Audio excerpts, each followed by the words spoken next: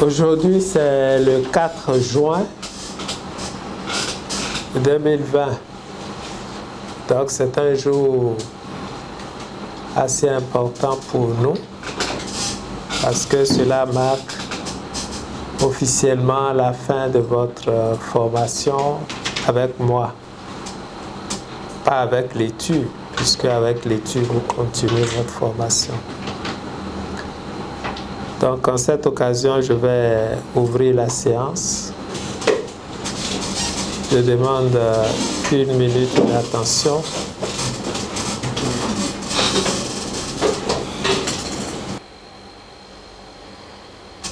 Pour la gloire de l'Éternel, sous les auspices de l'école transcendentaliste universelle, au nom de nos frères aînés, au nom du Maître Kabaleb, fonction des pouvoirs qui nous sont conférés, je déclare ouverte cette séance de travail.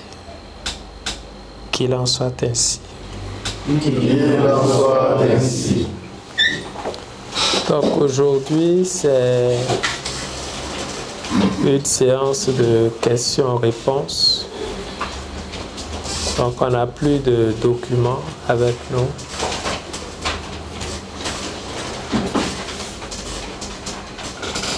Il paraît que la connaissance, c'est ce qui reste quand on a tout oublié. Donc, si vous avez quelques interrogations de tout ordre, ça peut avoir rapport avec votre formation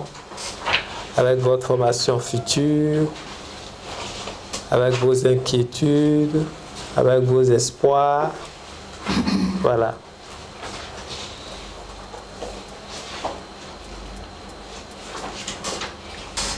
Oui. Merci,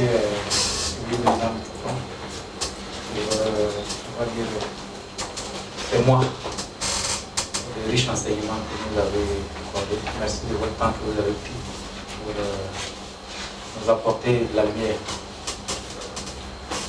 Au terme de ces 3 mois de formation, je résume, on va dire, tous ces enseignements comme étant en fait l'apprentissage des lois cosmiques, mais également l'application de ces lois cosmiques à travers la manifestation de l'amour. Voilà ce que moi je retiens de manière succincte, résumée. Alors, ça paraît anodin quand on dit il faut faire l'amour, il faut pratiquer l'amour. Ça paraît facile, mais bon, en vérité, derrière, j'ai l'impression que, ou du moins pour ma part, vraiment, c'est pas facile. Alors, ma question, ou du moins ma préoccupation, c'est comment est-ce que, en tant que, on va dire, pèlerin sur ce domaine de la connaissance, quels sont, on va dire, les conseils que vous pourriez nous apporter pour vraiment, on va dire, manifester l'amour au quotidien, apprendre, ou du moins apprendre à manifester l'amour, parce qu'on ne peut pas dire manifester déjà, apprendre à manifester l'amour au quotidien. Voilà ma question. Oui, pour manifester l'amour au quotidien,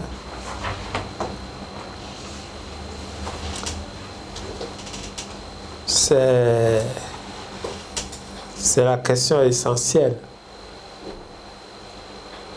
Pour manifester l'amour au quotidien, il faut parfois apprendre à accepter l'inacceptable.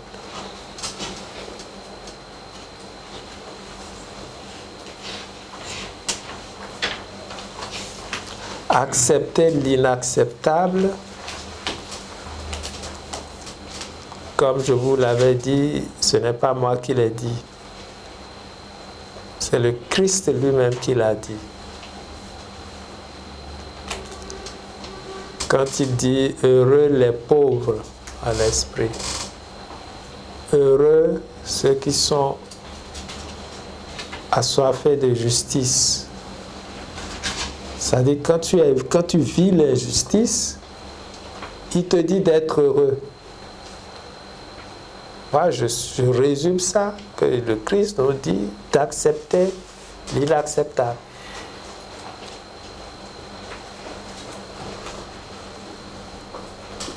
Mais inacceptable pour qui?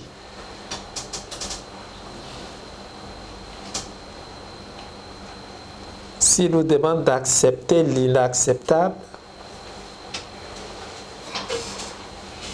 mais si c'est inacceptable, c'est pour qui cela est inacceptable?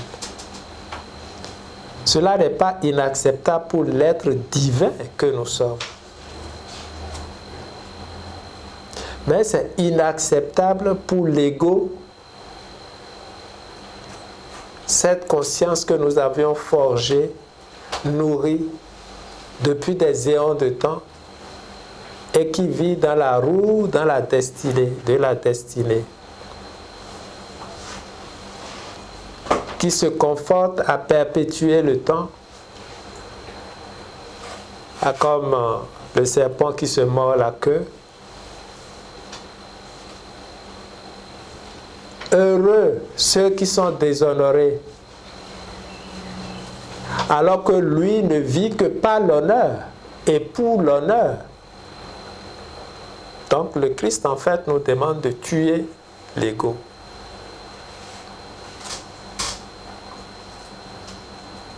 Il faut l'aider à mourir. Et c'est en mourant qu'on ressuscite à la vie. Donc tout dans la vie nous incite à reconquérir en fait notre dignité perdue. Cela peut se passer puisque le frère parle dans la vie de tous les jours. Cela peut se passer dans la vie du couple. Ça peut se passer au travail. Ça peut se passer partout. Est-ce que cela veut dire qu'en acceptant cela, nous acceptons aussi de mourir? Non.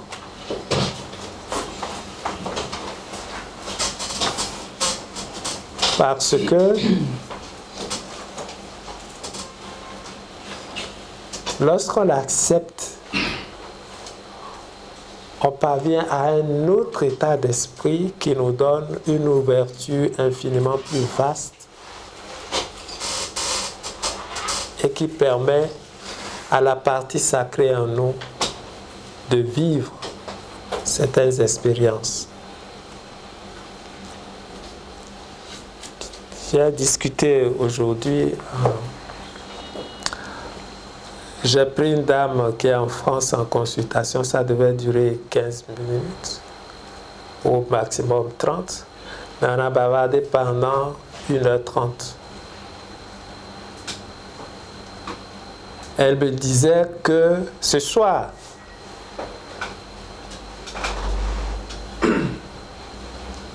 les esprits la harcèlent la nuit. Elle n'arrive pas à dormir. Elle n'arrive pas. Donc elle coupe partout pour se prémunir, pour se protéger des sorciers. Quand elle est tombée sur une de mes vidéos où on dit, où je disais, et je voulais enseigner qu'on ne combat pas la sorcellerie. On quitte son univers. Et elle a eu comme une paix intérieure. Ça veut dire que le sacré en lui s'est retrouvé. Et depuis, rien que par cette vidéo, elle dort tous les jours maintenant. Elle se dit, je n'ai pas à lutter. Parce que moi-même, je suis divin. Alors, pour pratiquer l'amour en toutes circonstances dans la vie, il faut être prêt à accepter l'inacceptable. Et accepter l'inacceptable, ça, il faut savoir que ce que vous acceptez,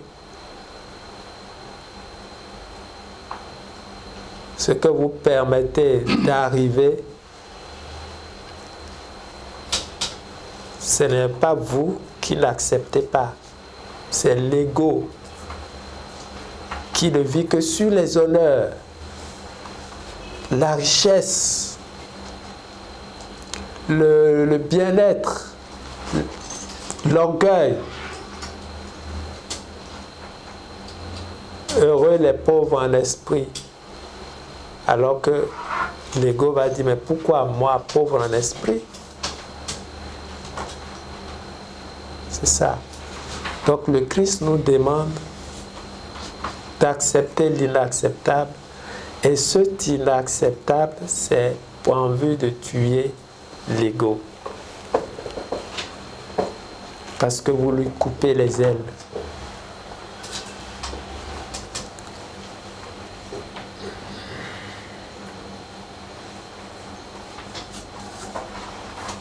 Il peut arriver que votre femme vous gifle en présence d'autres personnes. Il est déshonoré.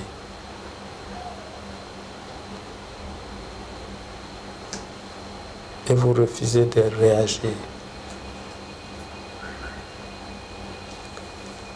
Cette personne qui vous a giflé va le regretter toute sa vie.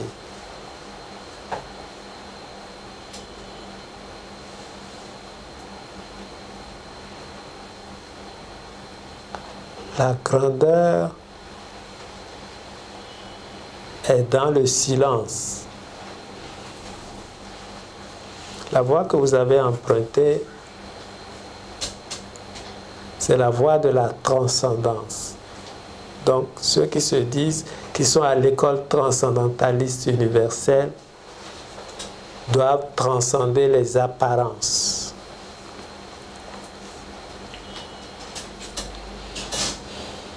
Pour pouvoir entrer dans les profondeurs des choses.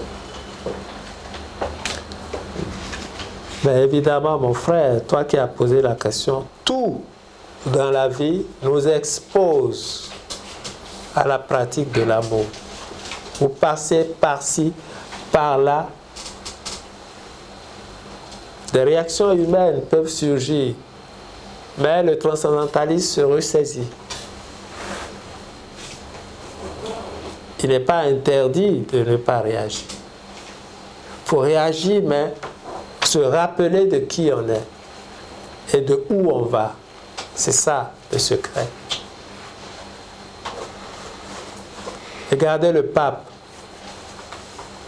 C'est un grand homme. Ce pape qui est là, c'est un grand homme.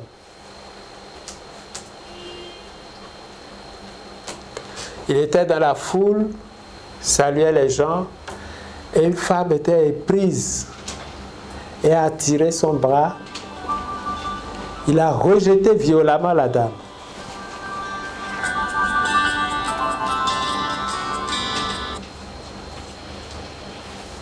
Allô? Oui, je suis en pleine séance de cours. On se rappelle.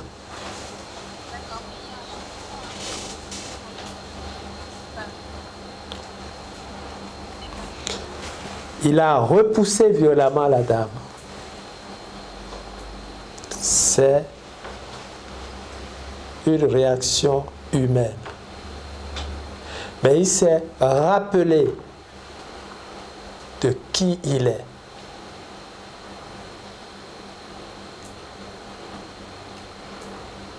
Il s'est rapproché de la dame tout de suite pour demander pardon. En présence de tout le monde. Ça, c'est la vie. Donc ce geste doit vous rappeler qu'il n'est pas interdit de tomber. Il est interdit de ne pas se relever. C'est ça la vie. Même moi qui vous parle, il arrive des moments où j'ai des réactions, mais après je m'arrête. Non. Ça, il y a des réactions humaines et il y a des réactions qui doivent être calquées sur l'objectif qu'on se donne dans la vie. Mais la vie, je vous l'ai dit, vous amène toujours à vous démontrer que vous n'êtes rien. Autant mieux prendre conscience qu'on n'est effectivement rien pour qu'elle vous montre toute sa gloire.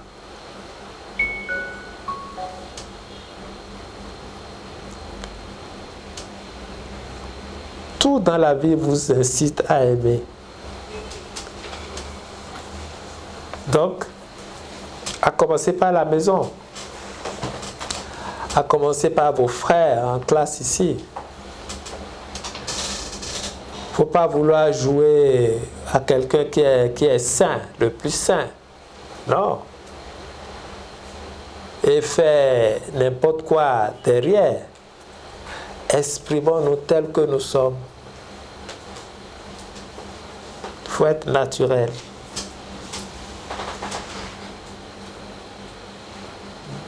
Il ne faut pas être vieux et puis mettre du noir dans ses cheveux. Vous ne trompez personne.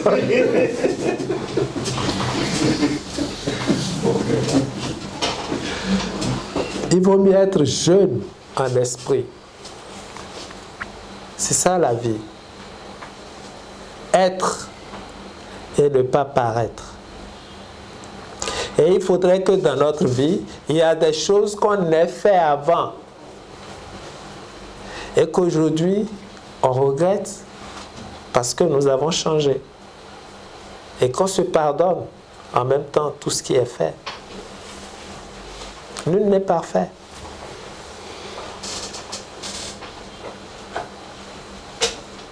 Il ne faut pas juger.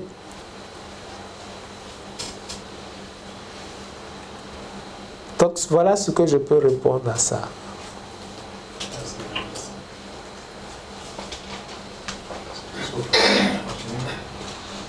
Également, dans la vie profane, au terme de formation, on fait ce qu'on appelle une auto-évaluation.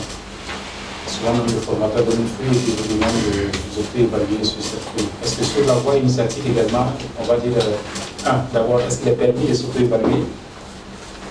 Si oui, comment est-ce que, on va dire, un transcendentaliste peut s'auto-évaluer au fur et à mesure de sa progression? Moi, je dirais, laissez ceux qui sont autour de vous vous évaluer.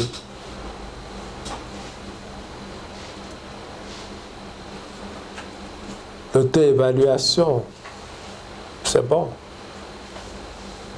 Mais si c'est vos camarades qui vous évaluent, mais mon pote, c'est quoi? Tu as changé, hein? Ça, c'est une évaluation correcte. Laissez les autres vous évaluer. Nous tous, on était quelqu'un. Aujourd'hui, on est une autre personne. Ça doit transparaître. Morphologiquement, nous sommes identiques, mais intérieurement, beaucoup de choses ont changé. Et comme le monde que tu vois est le monde que tu es, il est tout à fait normal que ton environnement immédiat ne soit plus ce que c'était. Si vous avez l'habitude d'aller vous asseoir quelque part en sortant du travail, on tire une bière, que maintenant vous avez perdu 30 mois, sinon plus, à venir vous asseoir au plateau, mais il est normal que les autres vous regrettent. Et que ceux qui sont ici maintenant soient vos nouveaux alliés. Ça veut dire que les paramètres intérieurs ont changé.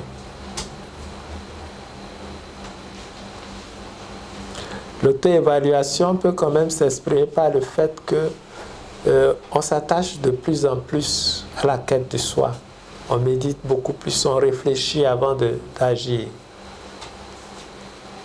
Cela ne veut pas dire qu'on est parfait encore, mais on est certain qu'on est sur la voie. Et ça, c'est vraiment encourageant.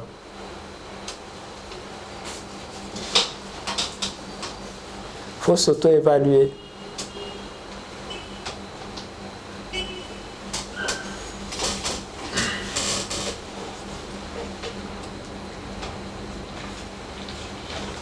Et l'auto-évaluation ne sera pas combien d'heures de prière je fais maintenant, ou bien combien d'heures de méditation je fais, puisque la prière nous prépare à l'action.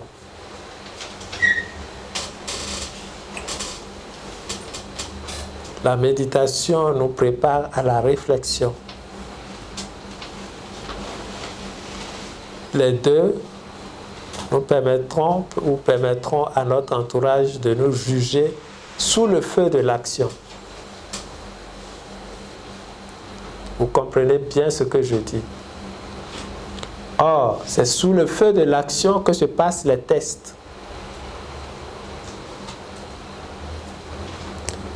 Tous les jours, vous passez des tests. Chaque jour est important. Calculez un peu. Pour quelqu'un qui fait 90 ans sur la terre, comme nous là, qu'on fera au moins 90. Au moins. Calculez le nombre de jours qu'on passe. Mais chaque jour est important. Et programmé. Chaque jour est important. Sinon, tous les jours se ressembleraient. Sinon, on fait quoi? On se lève le matin, se brosse, si on prie si on peut, et puis on mange, on va au travail, c'est les mêmes choses qu'on fait, on revient le soir, à la fin du mois, on a le salaire, et puis ça recommence. Il y a les seigneurs de destin, des anges gardiens, qui sont là pour voir, superviser les expériences de chacun. Vous êtes un Dieu quand même en préparation, en formation. Dans Adrémus, le dernier, on a bien expliqué comment est-ce que l'homme est fait à l'image de Dieu. Et comment il doit œuvrer pour devenir la ressemblance. Alors je pense qu'aujourd'hui, vous avez des outils de travail à la pointe de la technologie spirituelle.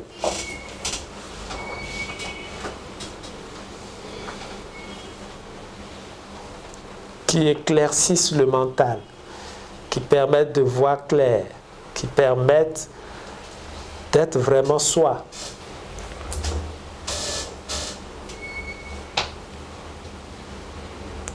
Et dans le nouveau Adrémus qui va sortir sûrement demain, c'est comment chacun de nous fabrique son Dieu.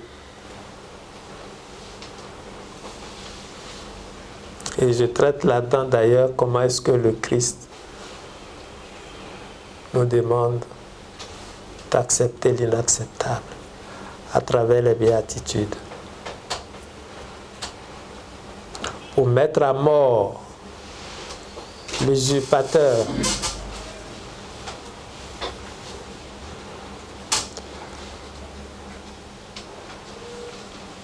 Regardez le film Harry Potter.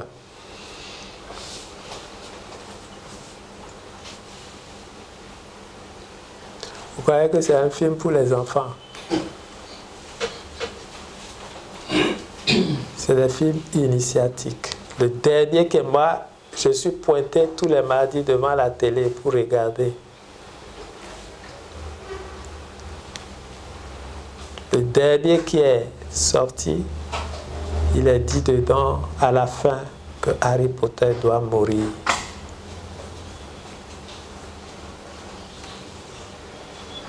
Il a accepté de mourir. C'est ça la spiritualité. Et c'est ça les grands mystères de l'alchimie.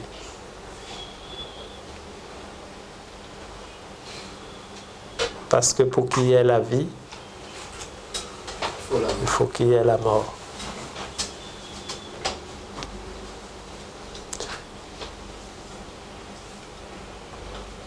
On introduit dans la conscience des enfants des vérités de très grande valeur. Vous voyez des maîtres qui sont autour de lui, qui en fait sont les projections à l'extérieur de ses réalités intérieures.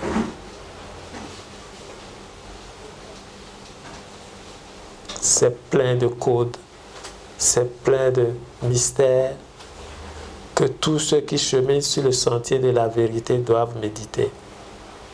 Je vous conseille même d'aller sur les sites de Maître Harry Potter, de télécharger, de lire, de regarder, de méditer chaque épisode.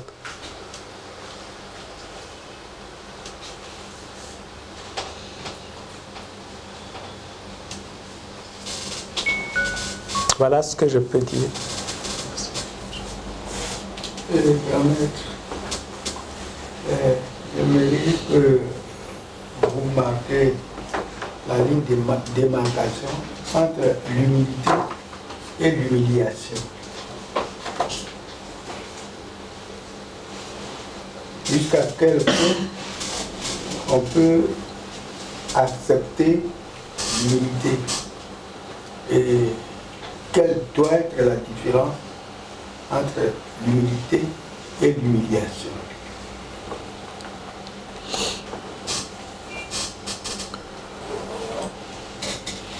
L'humilité, c'est un état d'être.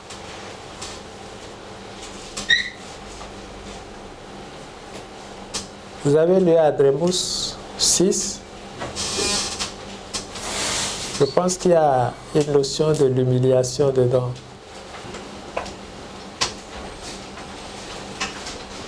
Qu'est-ce que l'humiliation?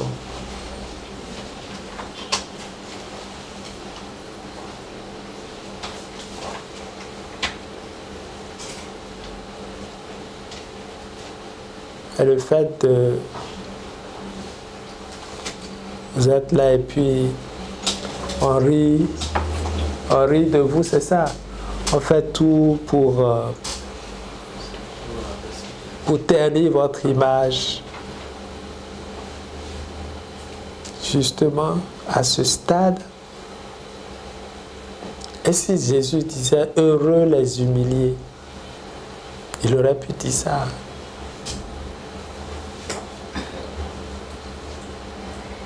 Mais qu'est-ce qui a humilié?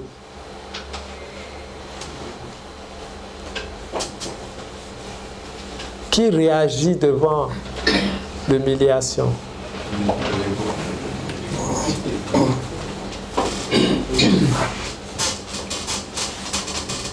Vous n'êtes pas ce dont l'ego est capable de faire, vous n'avez même aucune idée. Il peut se déguiser.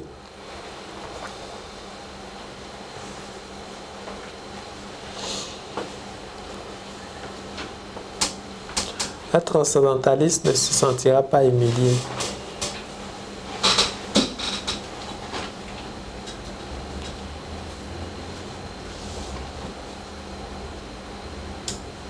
Et quand il commet une erreur, il est le premier à s'excuser, à prendre conscience qu'il a commis une erreur. C'est ça le transcendantal. Ce n'est pas une voie facile.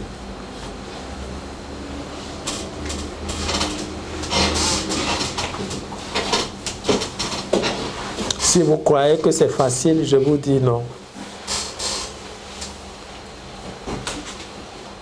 Mais c'est ça le transcendantalisme.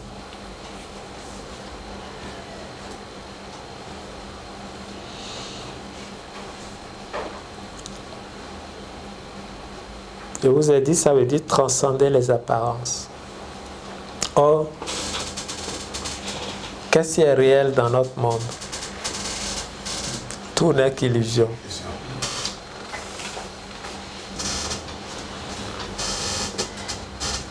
Tout ceci nous interpelle à donner la valeur au sacré qu'il y a en nous. Ce sacré, c'est la valeur inestimable de ce qu'il y a dedans. L'obstacle, c'est l'ego. Et je vous ai expliqué ce que c'est que l'obstacle. L'obstacle, ce n'est pas le Lucifer. L'obstacle, c'est l'ego.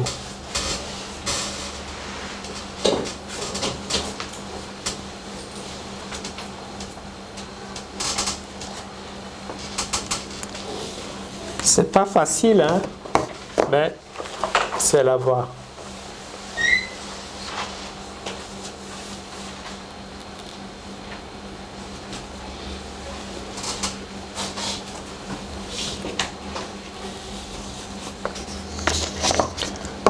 Bon, d'autres questions? Oui, mon frère. Je vous dis grand merci pour tout ce que nous avons reçu de votre part, et aussi de la part de l'étude. Mais seulement en venant à l'étude, j'étais très perturbé. Et la raison pour laquelle même mon ami m'a conseillé de venir à l'étude. J'étais dans une école ésotérique, mais il m'a dit non, tu vas à l'étude, tu auras la réponse à tes problèmes. Et effectivement, l'étude m'a apporté beaucoup de choses. Aujourd'hui, il y a des trucs que je savais, mais je ne comprends pas pourquoi. Mais l'étude m'a révélé la vérité, c'est plus ou moins. Donc, ça m'a aidé. Et je crois que, personnellement, il y a plus une nouvelle élan dans la vie, dans ma vie, actuellement. Donc, je profitais pour revenir sur la question tout à l'heure du grand maître Omidyar, qui vient de répondre. Vous avez dit que l'ego est l'obstacle. Mais aussi dans les enseignements, vous avez dit aussi que c'est le diable qui était l'obstacle.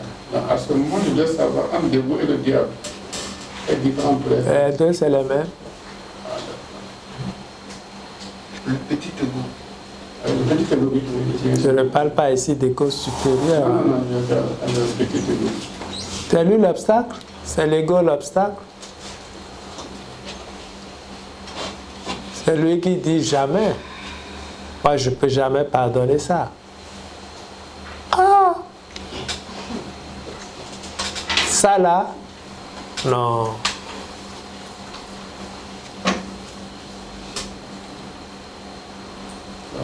Deuxième question, je voudrais revenir un peu sur le cas de l'amour.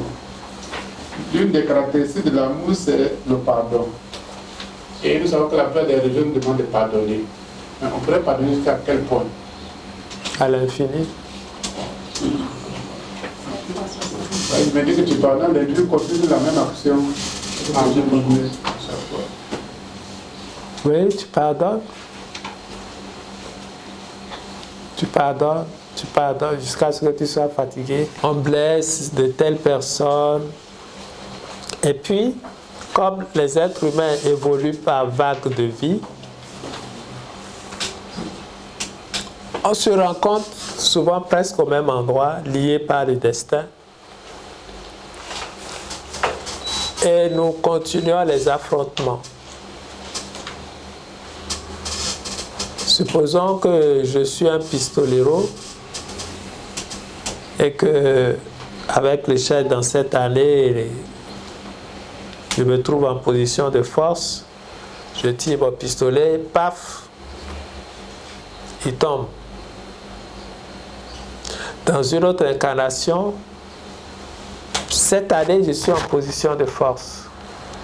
L'an prochain, dans une autre incarnation, c'est lui qui sera en position de force.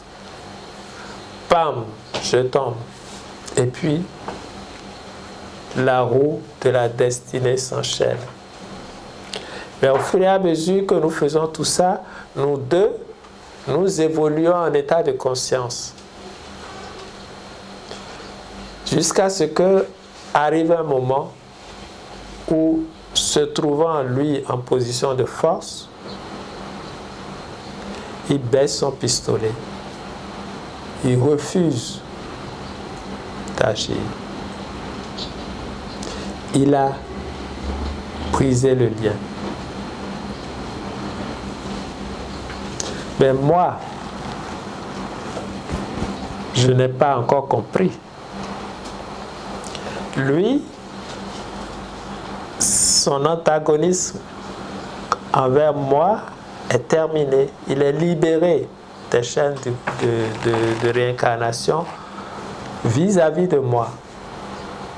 Mais moi qui n'ai pas compris, je trouverai dans la société des gens qui ont les mêmes énergies que moi, avec qui je vais continuer l'affrontement. Jusqu'à ce que moi aussi je comprenne un jour. Le pardon brise les chaînes.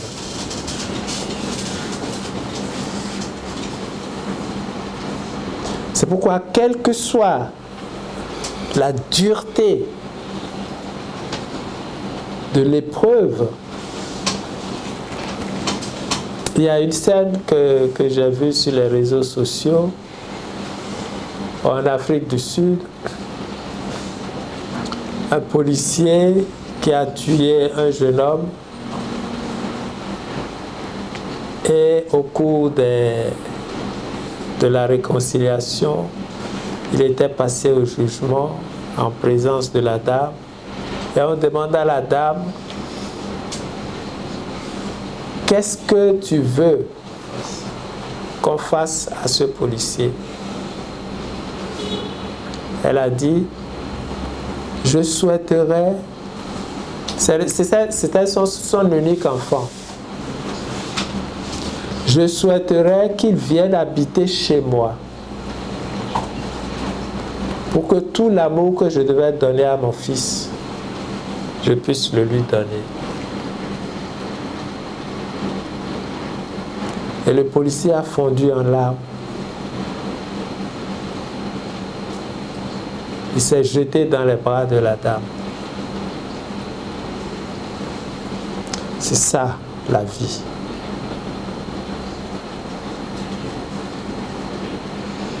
C'est ça la vie, mais cela nous arrive à travers les petites choses de la vie. On se dit, bon, ça, je ne peux pas pardonner. Déjà, même les petites choses, on refuse même de pardonner. Et quand on va vivre les cas les plus grands alors? Donc il faut qu'on commence à apprendre à pardonner les petites choses.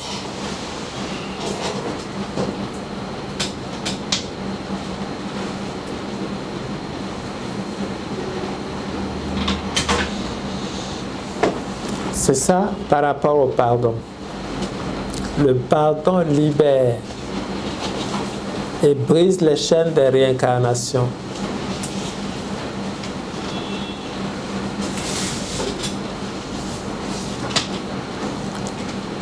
Oui, ma soeur. Merci. Vous avez touché à un sujet. J'ai saisi la balle au rebond. Et je souhaiterais avoir votre avis sur ce qui se passe en ce moment, l'actualité. Moi, aux États-Unis, je veux dire. Moi, quand j'ai essayé d'analyser la situation, je me suis dit que la tournure que les choses sont en train de prendre, c'est peut-être une opportunité. Je ne sais pas si ça va être un nouvel ordre mondial, mais en tout cas, je pense que si les choses sont conduites correctement, ça pourrait apporter un certain changement, surtout que le mouvement est en train d'être repris en France. Pour ma part, je pense que ceux qui sont dans les mouvements spirituels comme nous devraient accompagner ce mouvement avec vos prières, parce que de toutes les façons, de près ou de loin, nous sommes concernés. Surtout qu'on aime bien aller là-bas, on peut envoyer les enfants pour des études, etc. Donc je voulais avoir votre avis sur la question, sur la situation, et comment vous pensez qu'en tant que transcendantalistes, on devrait aborder le sujet. En tant que transcendentaliste, il faut avoir une vision éclairée de la chose. et ne pas surtout se jeter dans les commentaires populaires.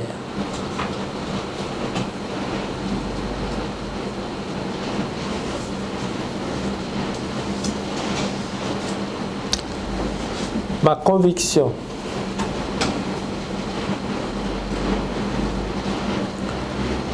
et surtout aux États-Unis,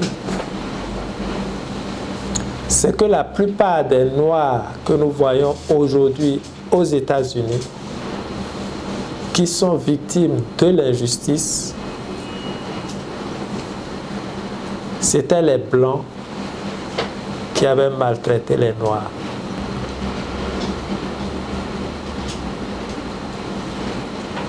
Parmi lesquels Martin Luther King, peut-être même un chef négrier. Parce que ce que tu infliges aux autres, tu vas le supporter dans ta chair.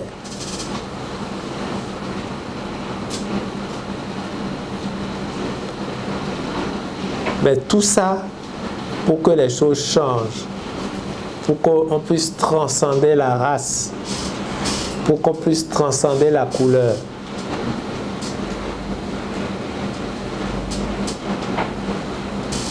Les Noirs que vous voyez aujourd'hui, si la loi du karma s'exécute, dans la plupart des cas, c'était des anciens négriers. Je veux parler de l'Amérique. Donc, ils sont en train de vivre dans leur corps, dans leur chair, ce qu'ils ont fait subir aux Noirs. Et la plupart des Blancs qui sont là-bas aujourd'hui sont ceux qui profitent. C'est le contraire, en fait.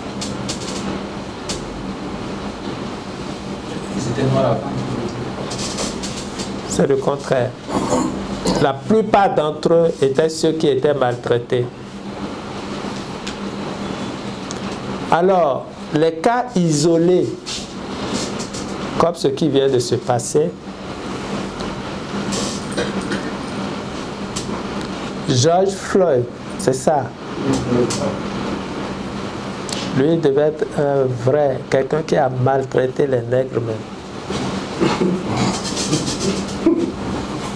C'est la vérité spirituelle que je vous dis là. C'est comme ça qu'on perd le karma.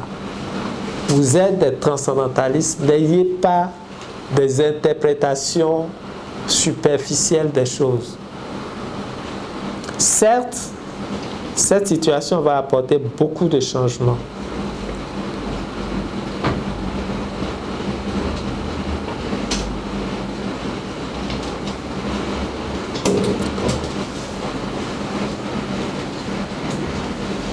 Pourtant, le Christ a dit heureux les humiliés. Les Noirs sont humiliés.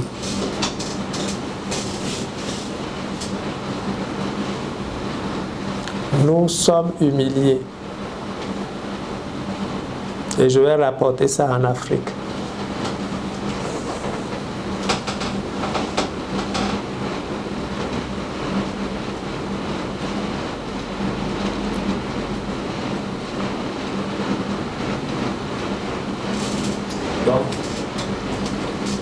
Quand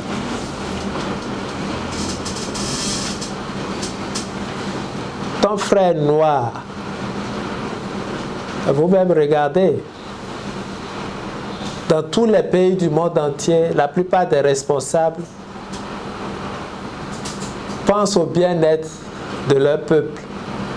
Quel responsable politique pense ici est conscient même de la souffrance de son frère? Ce n'est pas une sous-race, ça?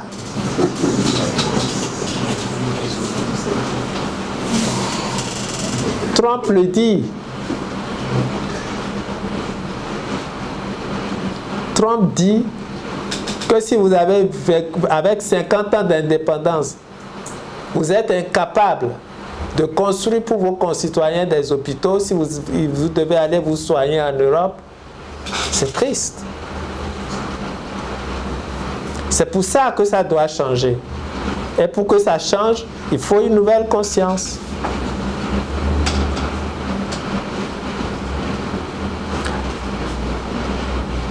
Quand tu as de belles idées, le noir ne te demande pas pourquoi, comment tu as fait pour avoir ces idées, pour que moi aussi je sois comme toi. Il te tue. Il s'assoit sur ta tête. C'est quelle race ça?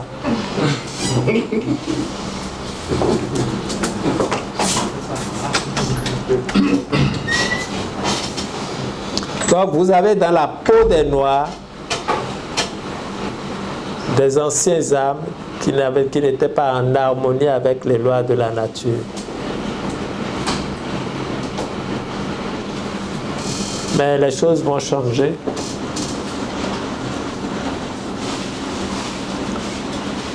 Donc ne rentrons pas dans une sorte de fébrilité, non, car nous sommes des initiés, de ceux qui savent percevoir les choses et qui agissent en silence. Oui, il faut prier. Oui, il faut agir. Il faut non seulement prier, mais il faut aussi agir. Et c'est ce que nous faisons.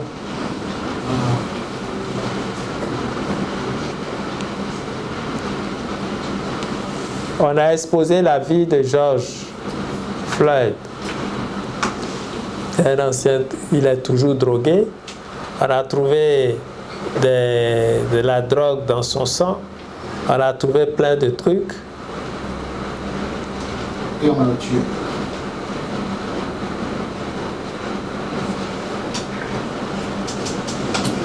Le problème, c'est qu'on dira que Dieu est injuste. Non, Dieu n'est pas injuste. Ce policier qui l'a tué, il doit avoir un lien entre les deux. Sûrement, c'est Floyd, c'est George qui était son patron dans un champ de plantation de canne à sucre quelque part. Et puis, le blanc a fui, celui qui est blanc aujourd'hui a voulu fuir, puisqu'il était noir. Il a voulu fuir, et puis George a tiré sur lui. Il a sûrement tué. Et les deux sont en train de... Si on doit spirituellement parler, hein, mais regardez avec quelle aisance. Comment est-ce que tu peux mettre le pied sur le cou de quelqu'un pendant près de 8 minutes? Et puis il était à l'aise. La main dans la poche. C'est atroce. C'est impensable. Et il n'a rien vu encore parce qu'il va couper en prison. Il prendra au moins 35 ans. Parce qu'aucun acte de ce genre n'est justifiable. Mais si on est en train de parler vraiment des causes profondes. Mais aucun acte de ce genre n'est justifiable. C'est pas possible.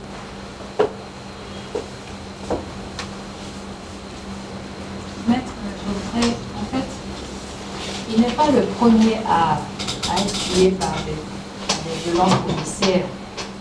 Mais sa mort a suscité un tel mouvement que je me dis que son esprit devait être vraiment fort ou bien écrit vraiment vengeance. En fait, moi je veux savoir, il n'est vraiment pas le premier, ça se passe tout le temps. Si le policier a fait ça en public, c'est qu'il a l'habitude de le faire. Oui. Mais dans ce cas précis, ça a vraiment tout bouleversé. Voilà. Oui, ça c'est bien dit parce que si vous regardez dans cette ambiance de Corona, il y a beaucoup de choses qui sont en train de changer. Hein? Il y a une nouvelle énergie qui s'installe actuellement sur la Terre.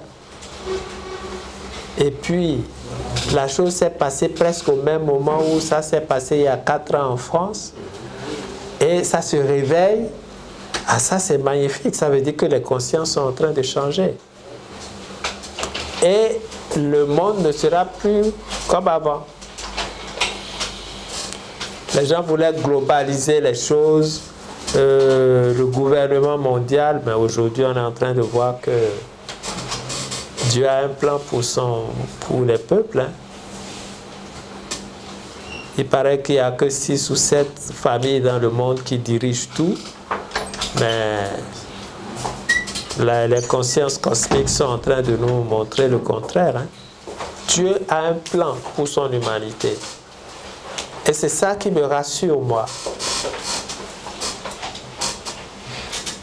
Les hommes ont leur plan, mais Dieu a son plan. Regardez, tout maintenant là, pour sortir, on est obligé de se boucher le nez. Le nez, c'est quoi? C'est le lieu de communication avec la vie. Mais on n'est même plus libre de nous connecter avec la vie. Beaucoup de choses sont en train de changer actuellement. Et beaucoup de choses vont changer. Ça ne sera plus comme avant. Effectivement, Georges devait avoir une âme, parce que c'est leur habitude. Il ne faut pas excuser l'inexcusable. Et lui, il paraît qu'il pendant minimum 35 ans. Parce que tant qu'il n'est pas condamné, les mouvements ne vont pas cesser. Et c'est de bonne guerre.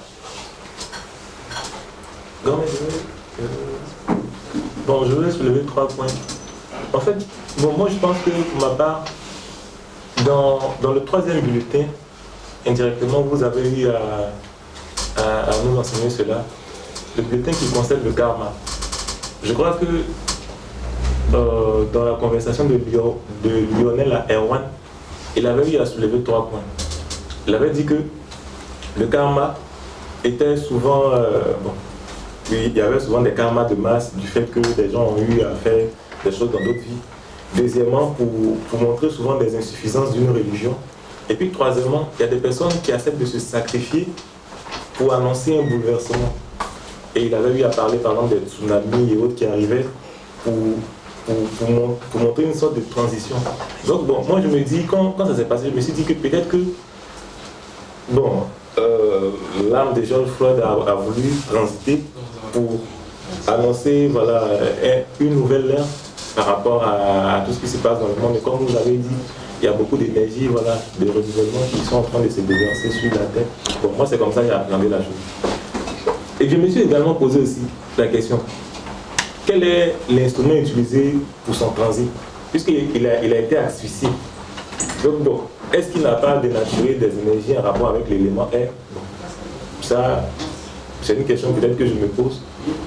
Et moi, la troisième question que je vais poser, grand-maître, qu'est-ce qui peut expliquer, par exemple, l'avènement des jumeaux hétérozygotes dans une famille? Hétérozygote, c'est-à-dire homme-garçon. On a 2 personnes qui sont nées le même jour, un jumeau garçon et l'autre est femme. Qu'est-ce qui peut... Comme ce sont été confronté à plusieurs reprises à ce genre de cas. Oui, ce sont 2 âmes différentes. Même les jumeaux, les vrais jumeaux dont on parle là, ce sont 2 âmes complètement différentes. C'est en cela que l'astrologie, quand on dit qu'elle est prévisionnelle, devient absurde. Parce que si les 2 sont nés le même jour, à la même heure, peut-être à quelques minutes de différence, leur destin devait être semblable. C'est-à-dire si un fait accident aujourd'hui, dans quelques jours, l'autre doit faire. Or, ce n'est pas le cas. Donc, ce sont 2 âmes qui se sont entendues pour utiliser le même véhicule pour venir sur Terre. Mais leur parcours n'est pas identique. Donc les réactions de l'un, voilà pourquoi l'astrologie prévisionnelle ne repose presque, c'est juste bon pour des âmes hypnotisables. Vous savez que tout le monde n'est pas hypnotisable. Alors, je vois des émissions de télé où les grands chanteurs, on les amène et puis on les hypnotise et puis ils font ce qu'on leur a dit de faire. Ce n'est pas n'importe quelle âme qu'on peut hypnotiser. Moi, j'ai assisté à des séances d'hypnose ici. On était deux dans la salle, puis on se regardait. Tous les autres respectaient ce qu'on leur dit de faire. Levez-vous, ils se lèvent. Moi, j'étais assis. Je regarde, je dis, ben, je dois être différent.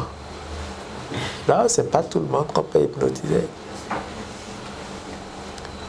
Si on vous dit, lis votre carte du ciel, parce que, oui, Saturne est en quadrature avec Mars, et que ce jour-là, la Lune va passer par là, puisque pour qu'il y ait réaction, il faut que nécessairement la Lune transite par là et forme un aspect. C'est la base des prévisions que je vous dis là.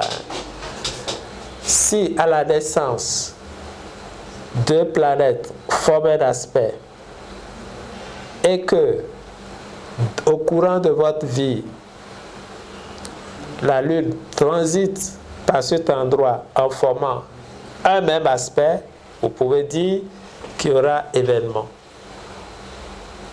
Parce que c'est seule la Lune qui permet aux phénomènes célestes de se produire. Alors, dans ce cas en particulier, vous verrez que pour les grandes âmes, il ne se passera rien. Mais pour les âmes qui sont en quête du sensationnel ou bien qui y croient, bon, ce qu'on leur a dit va se réaliser. Donc, faire mentir l'astrologie quand ça ne vous arrange pas, ben, moi, c'est ce qu'il faut faire. Hein. Maintenant, quand ça vous arrange, vous lui faites dire la vérité.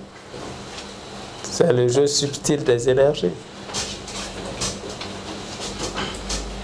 Sinon, on serait tous à la marionnette. Hein. Ah oui, mon horoscope a dit ça et puis c'est arrivé. Ah, horoscope. Non. L'astrologie incline mais n'oblige pas. La vraie astrologie, c'est celle qui permet de dire qui vous êtes, ce que vous devez faire, les outils qu'on vous a donnés et comment vous devez les utiliser. C'est ça l'astrologie. Elle doit contribuer au perfectionnement de l'être. Et elle doit le faire jouer comme un robot. Où est la place de la volonté?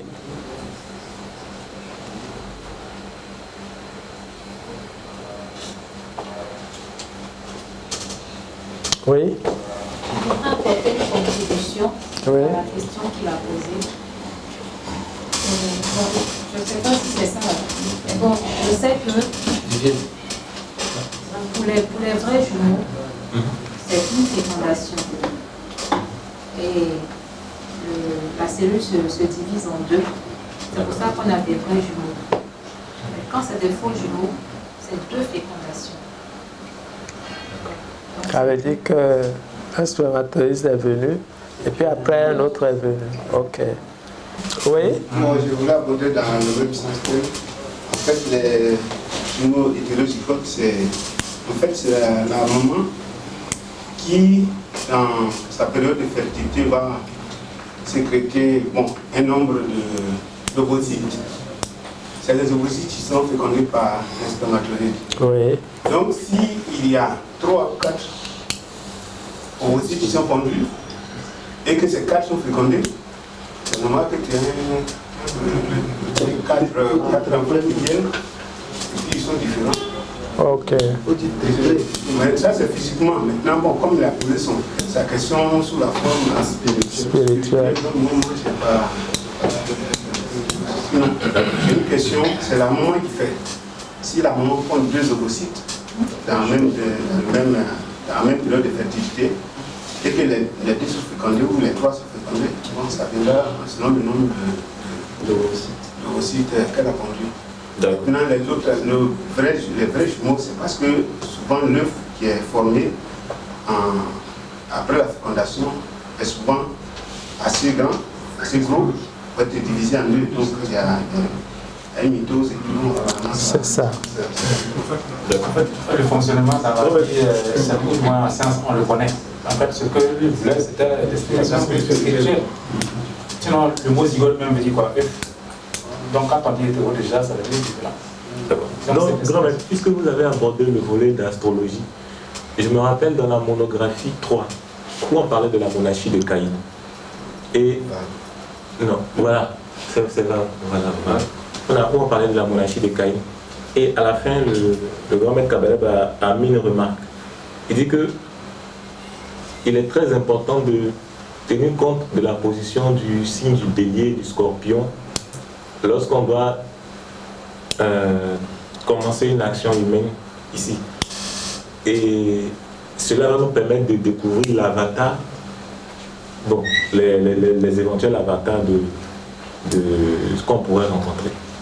Bon, moi j'aimerais comprendre, bon, quand il dit tenir compte de la position du bélier, du scorpion, qu'est-ce que ça peut impliquer, qu'est-ce que ça peut signifier spirituellement par rapport à l'astrologie? Est-ce que, comme vous avez eu à le dire, c'est la lune qui doit former tel aspect avec les signes du bélier ou du scorpion, ou je ne sais pas?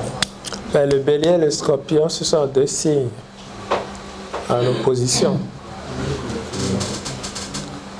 Donc, l'un a un signe de feu, l'autre a un signe d'eau. L'un a un signe Yod, l'autre a un signe Ré, n'est-ce pas?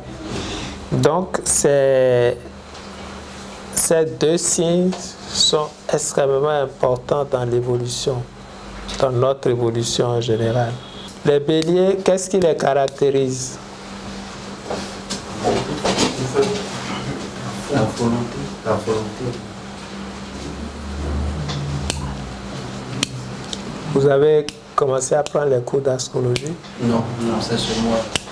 Vous êtes sur la voie. Donc, soyez patient. Maintenant, une deuxième question en parenthèse. Est-ce que la carte du ciel, elle est seulement pour un homme, ou elle peut être, par exemple, on peut parler de carte du ciel d'une entreprise, ou d'un mariage, ou d'un événement? Est-ce qu'elle est liée à un homme, ou bien on peut l'associer à... Oui, à une entreprise, à tout ce que vous voulez. On peut chercher la carte du ciel d'une nouvelle entreprise à partir du jour où vous l'avez inaugurée. C'est une entreprise, hein, comme un être humain qui vient de naître. C'est un projet divin. Comment va se comporter ce projet divin à travers le temps? C'est ce qu'on est en train de chercher. Sur le même sujet, est-ce que dans ces cas-là, la date qu'on doit utiliser pour utiliser cette carte du ciel, ça doit être la date d'inauguration ou bien la date d'inscription au registre de commerce? La date d'inauguration. Le jour où vous avez invité des gens, qu'ils ont bu, on a applaudi, c'est ça. Et puis les gens disent, la lune descendante, on ne fait rien, c'est faux. La lune descendante, on fait beaucoup de choses. Vous préparez votre dossier, vous voulez ouvrir une entreprise, vous pouvez tout préparer pendant la lune descendante, vous cherchez tel papier, vous cherchez tel autre. Et maintenant, à la nouvelle lune, vous allez déposer. Les gens veulent attendre que la nouvelle lune arrive, que la lune soit montante pour qu'ils se mettent en action. Non. Au moment où vous cherchez tout ça, ça veut dire que l'œuvre est dans votre ventre. Et puis après, vous le faites sortir. Chaque période a son importance. Si vous voulez, par exemple, mettre votre voiture au garage, envoyez la voiture au garage en lune descendante. Ils vont vite voir les pannes. Mais si vous l'envoyez en lune montante, ils ne verront pas vite les pannes. La lune descendante n'est pas une période d'inactivité.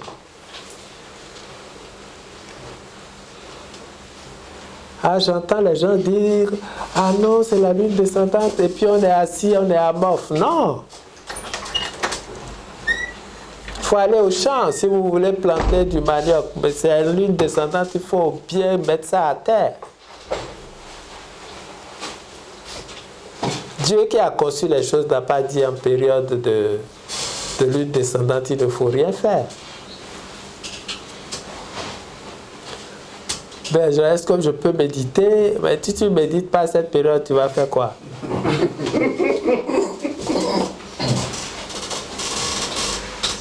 Parce qu'on a envie que ben, tout ne fait pas que croître.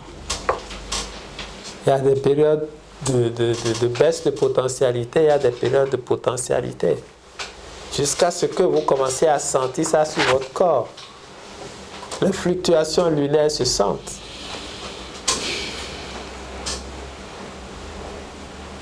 Ben, il y en a qui sont comme des cailloux qui ne sentent rien. Mais il y a des gens, quand la lune monte, vous sentez. Quand elle est complètement descendante, vous sentez ça sur le corps. Oui? Je vais revenir sur une partie du cours. Vous avez dit que l'humanité avance en sens opposé à celui de la divinité. Oui, mais c'est ce qu'on vit maintenant.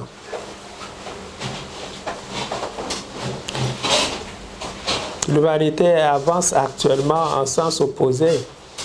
Le corona qui est venu, qui a laissé la Terre respirer, on ne serait pas arrivé au stade de confinement. Il paraît que le globe terrestre était, quand on voit ça des satellites, la Terre était belle. Jusqu'à ce que les animaux qui sont dans les brousses sont en train, erraient même dans les villes, étaient heureux. L'humanité avance en sens contraire. Celui de la divinité, quand le règne divin va fonctionner normalement, les premiers seront les derniers. Ça, c'est le Christ qui l'a dit. Ça, c'est le fonctionnement selon le plan divin. Est-ce que maintenant les premiers sont derniers? Les premiers sont les premiers à se servir copieusement, hein, et oublient même ceux qui n'ont rien.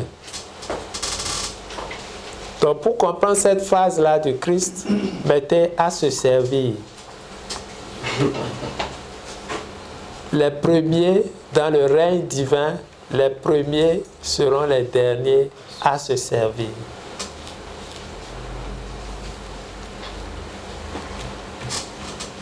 Les gens ne comprennent pas ce que le Christ veut dire. Ça veut dire que le chef de l'État, le responsable, l'homme politique, le député, le maire, est arrivé à un tel niveau de conscience que l'attrait du bien matériel, le fait d'être celui qui est vu en cravate, les honneurs, il a dépassé ça. Toute son intention, c'est d'œuvrer, de tout faire pour que le peuple qu'on lui a confié vive heureux. Et il sait qu'en faisant ça, il travaille pour lui-même, pour son évolution. Sinon, tout fonctionne à l'envers. De pratiquer l'amour, d'être sensible à la souffrance d'autrui. Souvent, c'est quand même difficile parce qu'avec toute la connaissance qu'on a reçue de vous, on nous prend pour des insensibles. Parce qu'à chaque fois, on essaie d'expliquer que si telle chose arrive, peut-être voici l'explication, peut-être voici l'explication. Et puis, il y a l'ange 35, Vassari 32, voilà. Dans son message, il nous demande de ne pas trop se fondre dans les problèmes du monde, de regarder les problèmes de loin. En même temps, il nous demande de ne pas être insensible. C'est compliqué. Comment on arrive à juguler, à joindre tout ça? Comment on se comporte au finish? Ça devient compliqué. Avant qu'il me réponde, ton mot est sensible, c'est quoi? Est-ce que le fait d'expliquer une situation à quelqu'un, ça veut dire que tu es insensible? Donc, ce que je dis, c'est que c'est les autres qui ne comprennent pas. Je trouve que tu es devenu un monstre. Je ne comprends pas ta question. Tu dis insensible, parce que tu as expliqué une situation à quelqu'un. Est-ce que dans ton explication, tu lui as dit de ne pas considérer ce qui est arrivé ou bien? Non, non, c'est pas ce que j'ai dit. J'ai dit que c'est ce que les gens disent. Ils nous trouvent insensibles. Ils te trouvent bien. Bon. Dans le transcendentaliste qui explique les choses, bon, il n'arrive pas à voilà. Mais bon, ce que je me demande, c'est est-ce qu'il faut continuer de parler ou bien il faut se taire? On fait quoi? C'est pas compris la question, comment et pourquoi il est tombé insensible. Donc, tu expliques le karma, non, ils ne comprennent pas ça. Mais c'est normal, non? Mais écoutez,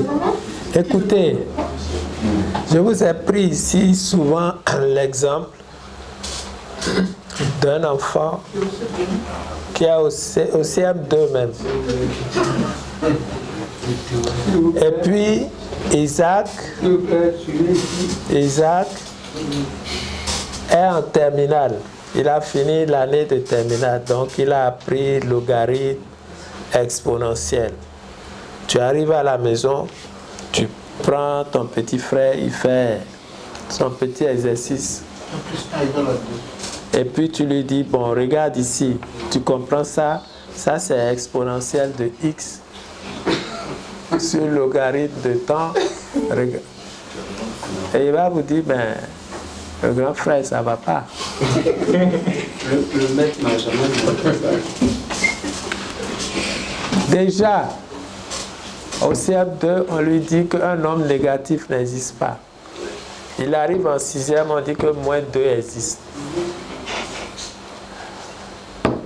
On lui dit en même temps que on ne peut pas apporter au carré un nombre négatif. Arrivé en terminale, on lui dit que moins i existe. C'est progressivement. Donc, il faut que vous vous mettez à votre place. Il y a des moments où parler ne vaut pas la peine. C'est ça qu'on appelle le silence du sage. Ça ne veut pas dire que le sage ne comprend pas. Être transcendentaliste, c'est un art de vivre. Pour ceux qui veulent faire la politique, il y a la vision transcendentaliste de la politique. Mais les gens ne sont pas prêts. Voilà pourquoi nous méritons tous les chefs qu'on a. Les gens crient Ouattara, Ouattara. Ils représentent notre conscience collective. Le jour où notre conscience collective va changer, il ne sera plus là. Il ne pourra pas plus être le représentant de ce peuple. Donc travaillons. Si vous n'aimez pas ce qu'il fait, il faut travailler pour changer votre état de conscience. Sinon, tel qu'il est là, il représente la volonté divine. Il faut l'accepter. C'est la loi.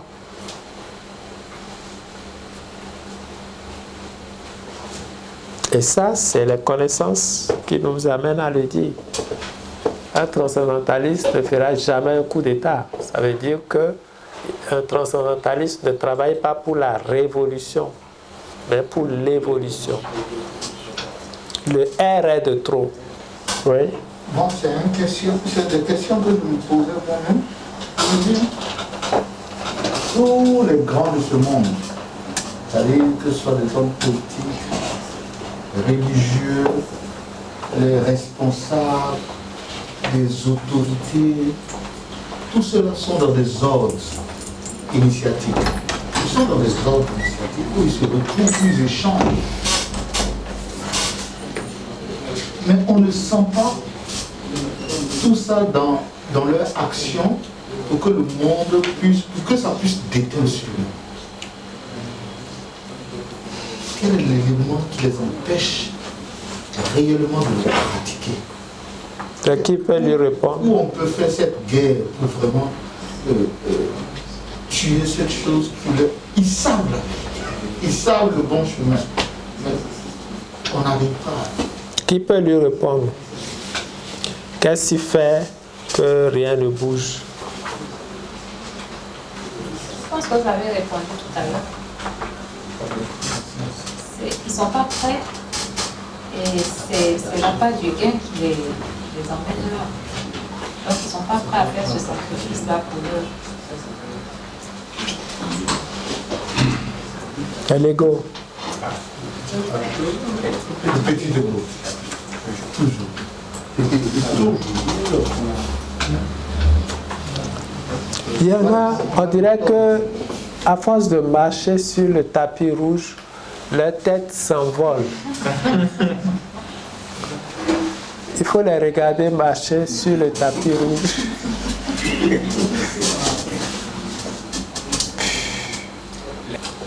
Ça m'inquiète, je me dis, si eux, qui sont si intelligents, qui ont tout ce bagage, qui ont cette connaissance, n'arrivent pas, que pourront-nous? Quelle connaissance ils ont? Ils n'ont pas cette connaissance. Ils disent, puisqu'ils sont dans les ordres enseignent la connaissance. Laquelle? La connaissance. Quelle connaissance? Bon, je ne sais pas, je vais t'être finalement. Je ne sais plus quoi dire, je ne peux plus avancer. Ah, je suis battu. Moi, je pense que le premier jour que le grand-mère est arrivé ici, il a dit que le sacrifice et l'amour sont des entités qui sont indissociables. L'une est la face de l'autre, l'autre est la face de l'autre. La même face d'une même pièce. Si, les deux faces de même pièce. Donc, si tu es un griffe dans un ordre et que tu es supposé avoir la connaissance, le seul diplôme que peut délivrer la connaissance, c'est l'humilité. Donc, si on se dit que je suis dans un ordre que voilà, je veux respecter les idéologies prônées par cet ordre, la connaissance que je reçois doit m'amener à être humble. Être humble, à partir de la connaissance, doit m'amener à savoir que ce n'est pas la connaissance qui va m'ouvrir les portes, mais c'est l'amour. Puisque cette connaissance me dit que c'est l'amour, voilà, qui émane, voilà, du Christ, qui va m'ouvrir les portes de la connaissance. Donc, si l'individu sait toutes ces choses dans son ordre et qu'il n'applique pas, c'est une volonté manifeste de son petit ego, je peux dire, de faire l'apologie de l'égoïsme, de l'égocentrisme. C'est une volonté manifeste. Et puis bon, c'est pas forcément tous les autres qui ont la connaissance. Et puis, oui, Anissa. Oui, je voudrais compléter aussi en disant la connaissance que dans Adrémous 5, Adrémous 5, vous avez révélé que il y a 3 entités. Ça nous permet de savoir avec qui on travaille. Il y a l'entité luciférien et il y a l'entité angélique. Et lorsque nous... Il y a le troisième. Voilà, le troisième là, c'est le diable ou le... Non, ce que vous avez vous-même créé. Voilà, c'est ce que nous avons créé. Donc les deux sont d'origine divine. Et puis l'autre est une autre invention, une autre création. Voilà. Et donc, lorsque on arrive à discerner et à voir avec qui on travaille, si on travaille avec les lucifériens, on a un résultat qui peut pas nous envoyer à atteindre ce que nous recherchons. Si on travaille avec l'État que nous avons créé, c'est-à-dire que cette force que nous-mêmes nous avons créée ne peut pas nous amener à réorienter ou à regarder autrement notre société. Maintenant, si nous arrivons à travailler avec les anges, avec la lumière qui est information, alors on pourra recevoir ce qui pourrait nous permettre de guérir, comme moi j'aime bien le dire, ou de réorienter ou de revoir les choses qui sont disposées. Voilà. Oui, oui. Moi, je pense que c'est des personnes qui perdent le contrôle. C'est vrai que tout ce qu'on fait doit être basé sur l'intention. Pourquoi ils veulent le pouvoir? Ça, c'est la première des questions. Certains viennent là juste vraiment pour avoir le pouvoir, pour martyriser les autres, pour avoir le dessus. D'autres ont peut-être de bonnes intentions quand ils arrivent. Ils veulent peut-être aider, mais quand ils sont dans la sphère, il y a des informations, il y a des aspects qu'ils ne maîtrisaient pas en étant à l'extérieur, qui s'imposent à eux. Et ils n'arrivent pas à dépasser, à transcender justement ces choses-là, parce que ça demande de grandes décisions, ça demande de gros sacrifices, qui ne sont peut-être pas prêts à faire parce qu'ils ne s'y attendaient pas, ils n'étaient pas préparés à ça. C'est pour ça que je disais, c'est des gens qui ne sont pas préparés en fait. Ils ne savent pas, c'est mon analyse, ils ne savent pas à quoi s'attendre en disant je veux aller dans telle sphère, dans la sphère politique. Ils ne savent pas. Et une fois sur place, bon, ils constatent et ils se disent, bon, si je ne peux pas faire ce pourquoi je suis venu, au moins je prends ce que je peux avoir et puis je laisse faire les choses jusqu'à ce que la situation change. Moi, c'est vraiment comme ça que... Oui, mais ce qu'il faut savoir, c'est que la politique, les gens pensent que pour faire la politique, il faut mentir. Quand tu penses que pour faire la politique, il faut mentir, tu es en train de penser que le peuple est bête. Le peuple n'est pas bête. Quand tu mens là, il sait. Or, le siège sur lequel tu t'assois en tant que maire, c'est pour la localité. Dans un pays, ce siège-là de chef d'État, ça appartient au peuple. Tu cherches le bien-être du peuple. Mais dis-lui la vérité. Dis-lui que ça, je ne peux pas. Dis-lui que ça, voilà ce que nous avons.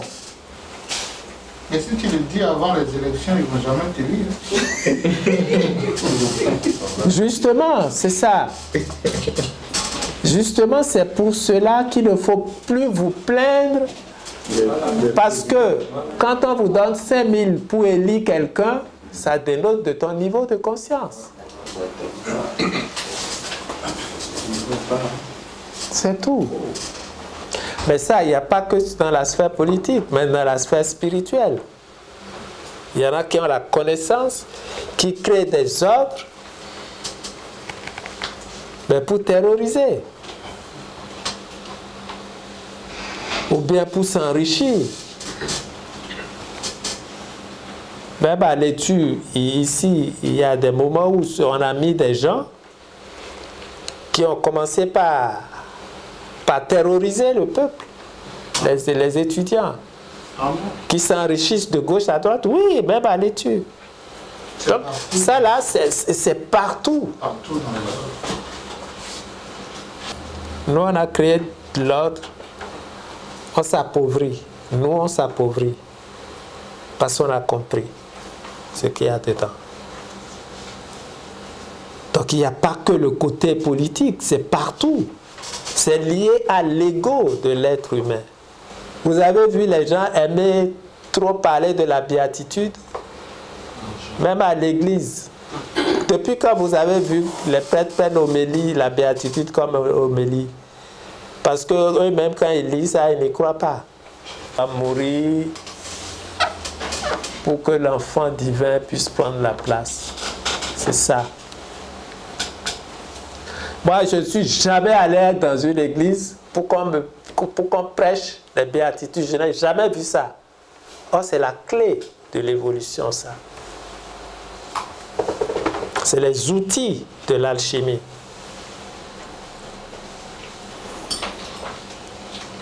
Si la nuit ne vient pas, il ne peut pas avoir le jour.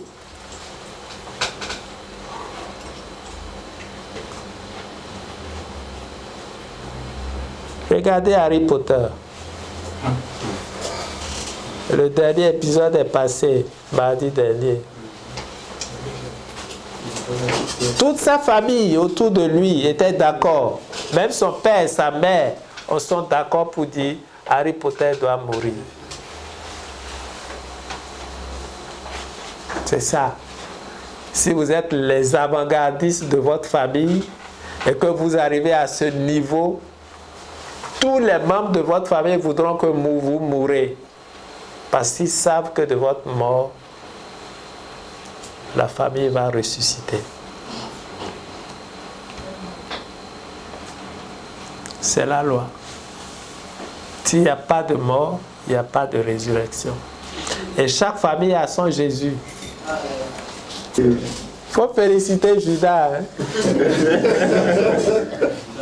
Parce que si Judas n'avait pas trahi, Jésus ne va pas mourir. Mais que serait l'humanité? Tout ça, ça fait partie des mystères de la vie.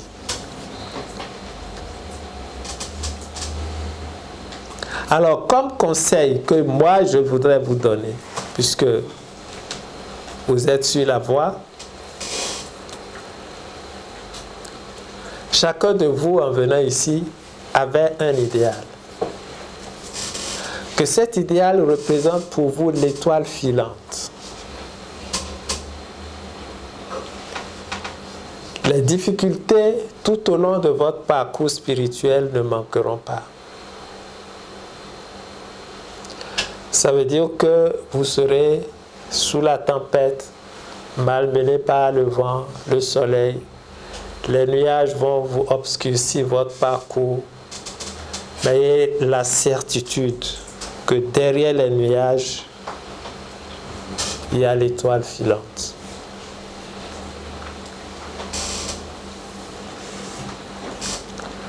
Que le seul désir de parvenir au but soit l'unique objectif qui guide vos pas. Il n'est pas interdit de tomber, mais il est interdit de ne pas se relever. Et sur le sentier initiatique, les moments de chute ne manqueront pas.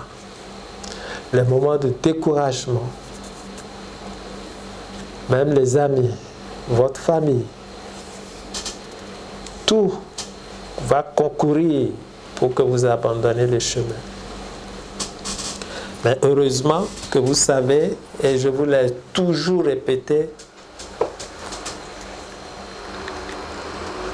la fabuleuse destinée de l'être humain. Je ne parle pas du destin d'une vie. Je parle de la destinée de l'être humain. De cet espoir que Dieu a en chacun de nous. De pouvoir un jour diriger une partie de l'univers qu'il est en train de créer pour nous, pour que nous puissions être cette conscience éclairée qui l'aidera à bâtir son monde. Si tel est votre idéal, aucun obstacle ne saurait vous arrêter. Dans cette vie, comme dans la prochaine. Parce que la mémoire de votre lutte que vous exercez maintenant vous conduira à nouveau sur le sentier de la lumière. Et sachez que moi, je ne fais que répondre à un de vos besoins intérieurs. C'est parce qu'il y a une conscience en vous qui est prête à recevoir la lumière que vous m'avez retrouvée sur votre chemin. Je ne fais que planter la graine. C'est à vous de l'arroser.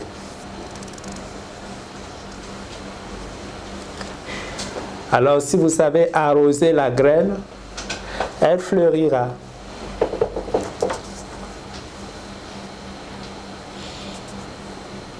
Et ne croyez pas que ce serait facile. Rien de glorieux ne s'obtient dans la facilité. Retenez-le.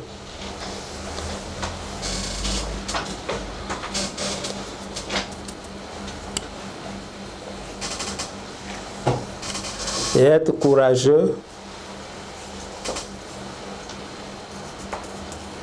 comme le dit le professeur Joyeux,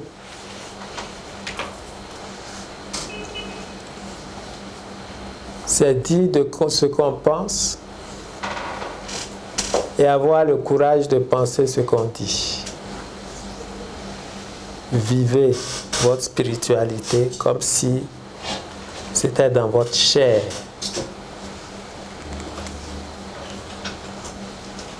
Ayez cette ambition d'être aux côtés, d'aider vos frères sur le sentier.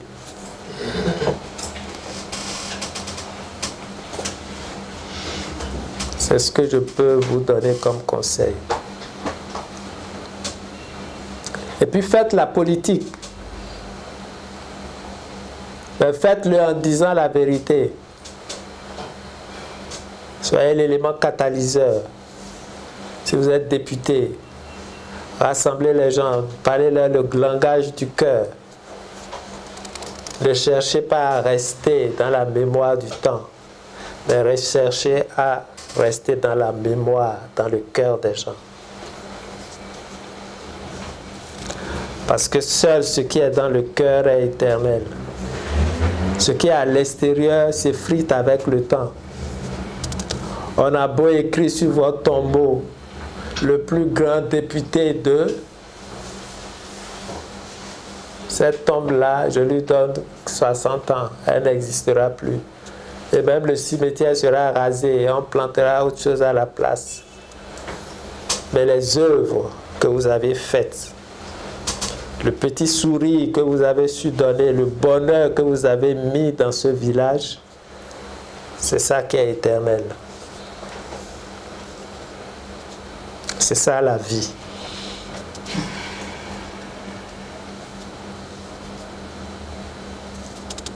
Ne vivez pas dans l'apparence. Soyez.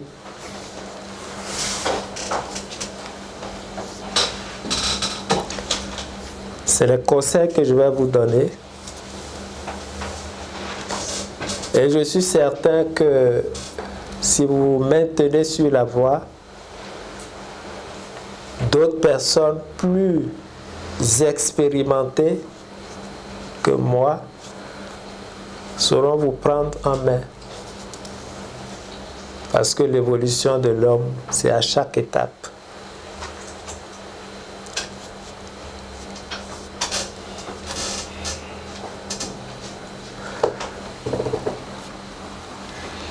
Voilà.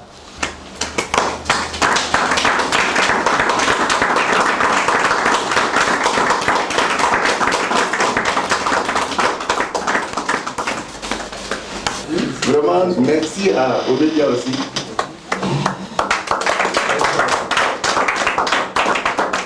Et à Ahmed Dolo, Teramo, qui lui aussi, qui nous a vraiment soutenus, nous a beaucoup donné de conseils de ne pas vraiment relâcher.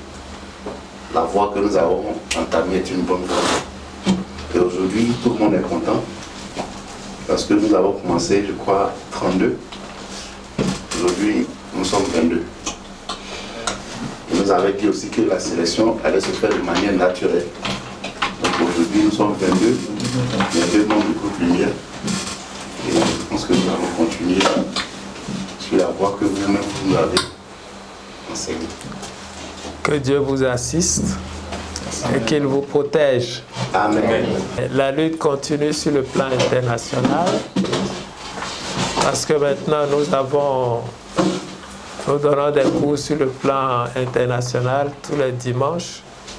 Là, des étudiants aux États-Unis, à l'île de la Réunion, au Canada, un peu partout.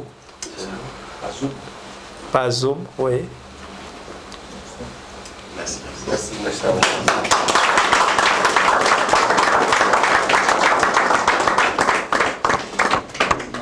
Je ne vais pas faire la clôture, la prière de la clôture, parce que le chantier continue éternellement. Amen.